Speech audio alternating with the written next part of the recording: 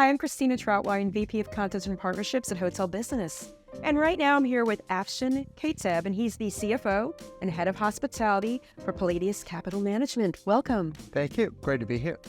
So let's start out with this. What's the current health of the U.S. hotel investment market? Very interesting question. Overall, I think everyone has been talking about what the next step is. Transaction volume is down. Everyone is aware of how transaction volume has not increased. There are a range of factors behind that.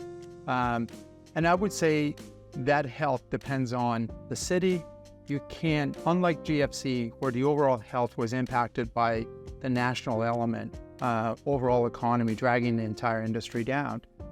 This time around, certain markets are doing better than others. Okay. Certain markets are performing better than others. Certain markets have recovered, have had a better recovery than others. Certain markets had a recovery and now retrenching.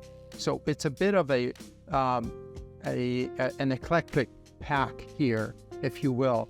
All in all, clearly the indications from the investment side is that the appetite is there. Certainly with the office retrenching, that has gravitated a lot of those investments, public, private, institutional, towards the hotel side, which is good. That has been supported by certain facts, one of which is increased RevPAR. The other is the fact that you have leisure demand supporting, and leisure demand has supported the performance of the hotels to date. So my view is that the overall health in general is okay. I'm not going to say solid, strong, is okay. We're in good standing, but it varies market by market. And within those markets, it even varies by sub-markets. So I do want to get into markets in a little bit of a while, but you mentioned retrenching. So with national and regional banks retrenching, hotel developers are dealing with liquidity constraints. How are non-bank lenders like Palladius Capital Management stepping up to fill that void? When you look at the data from Fed Reserve, the relative lending growth historically has been on a long-range average of 7%. So that's how the banks are lending, and that type of growth. They are down to 3.5%. Further is the issue that the lenders have become a lot more selective. Okay. So to use a maxim or whatever in the culinary terms, the lenders are fasting. That's an interesting way to put it. Yes, and it's beyond diet. They're actually fasting. It's actually fasting. So they're very selective and what to where and how they eat that meal, if you will, or what deal they do, and a range of factors there. One of which is the quality of the asset, the liquidity of the individual behind the asset. So all of those, and that has opened the doors for private credit. And for us, we still look at similar type of I would say criteria, but we tend to be a little bit more flexible. Okay. We're not as regulated as the banks are. We tend to get to know the borrowers at a personal level. Makes a lot of difference. Makes a huge difference. We also tend to, at least for our platform, all of us have heavy hospitality, or in certain case, multifamily or student housing background, or even construction development background. So if an issue pops within operation, within the lending process, all of that, we're there to assist rather than creating an aha moment for that gotcha moment that say, all right, this is the time for us to jump in. You're really familiar with it. Yeah. So the lenders are getting impatient. That impatience is creating a lot of issues for the borrowers. And so when we come into play, we tend to immediately analyze and be able to deliver very rapidly based on, of course, the select criteria, and the criteria varies. We're going to go back to the markets. What geographic markets and segments are attracting the most capital, and why? And are you seeing more construction or value add opportunities? It's a story of recovery versus we have recovered.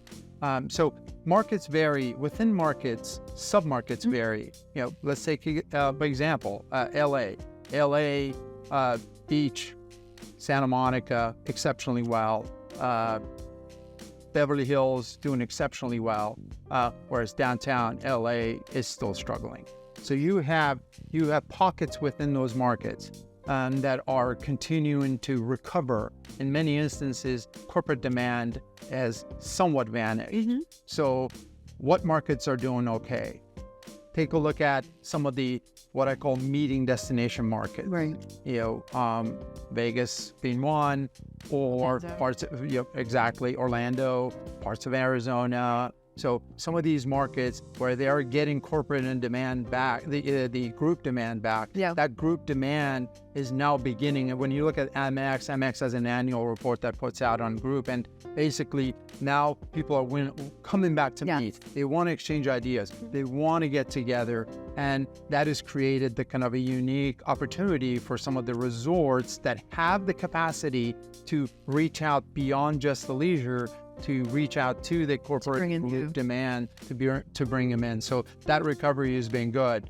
We have actually lent on a couple of projects. One project is in Hillsborough, outside of Portland. Fantastic location. Hillsborough is headquartered to Nike and Intel.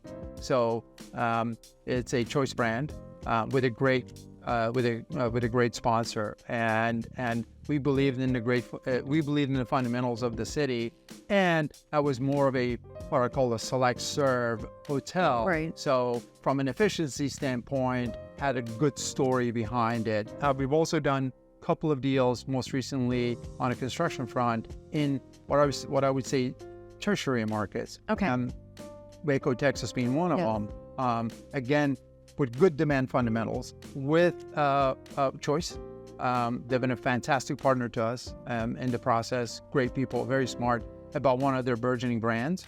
Nowadays, bigger banks, you walk into a bank, they're asking you, I would like to see your liquidity and how much cash are you bringing in? We're not asking for any of that. We are asking what liquidity you have. Great, hold on to that liquidity, whichever bank you want, as a kind of a support for what we are offering.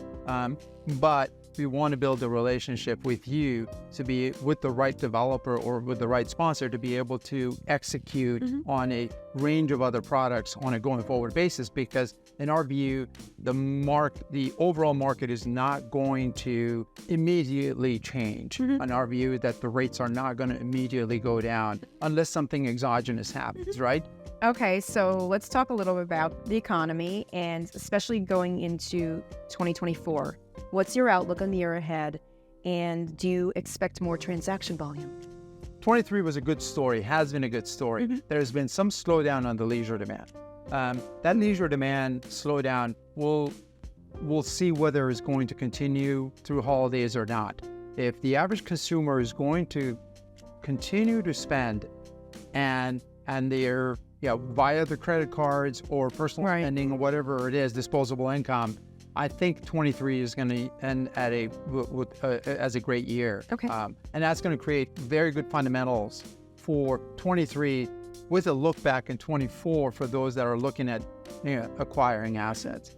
I don't want to call it a twilight zone, but we're in that kind of a twilight zone that no one knows what is on the other side. Everyone is trying to guess what is on the other side.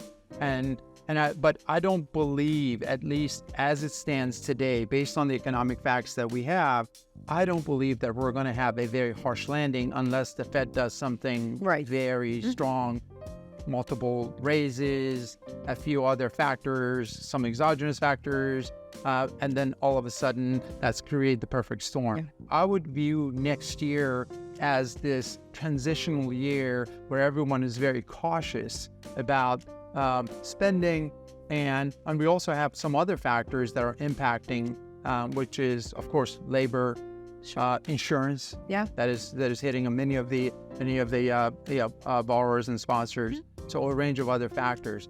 There's a lot of liquidity out there. There's still a sizable amount of liquidity out there, and that liquidity is just waiting for the right moment, and that moment may be first quarter of next year.